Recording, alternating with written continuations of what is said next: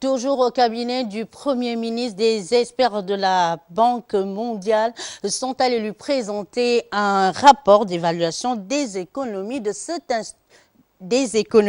des pays membres de cette institution monétaire. Charles Oganda Magaga, Alain Serge Eyenne.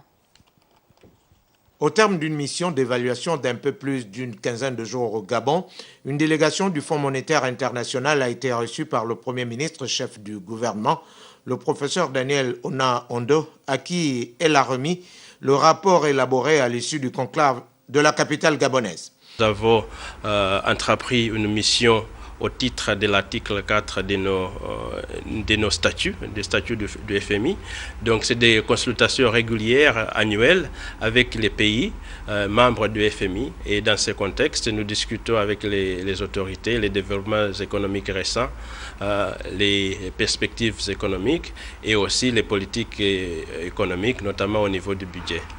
Axé essentiellement sur les perspectives économiques au niveau des budgets, le rapport présenté au chef du gouvernement gabonais restitue les évaluations et les conclusions de cette consultation du Fonds monétaire international dans les pays membres, une opération qui a lieu chaque année.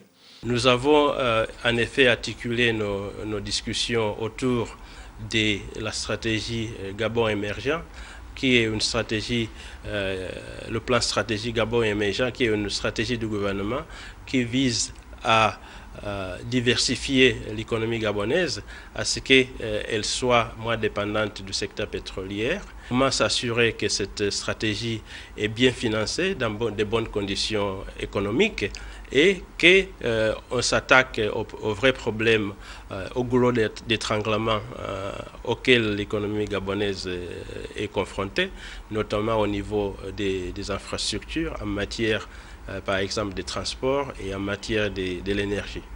À la tête de la mission du Fonds monétaire international à Libreville, le Sud-Africain Montfort Mlachila, le conseiller département Afrique de l'Institut monétaire, souligne une embellie de l'économie gabonaise tant celle-ci présente des perspectives encourageantes, notamment au niveau de la diversification.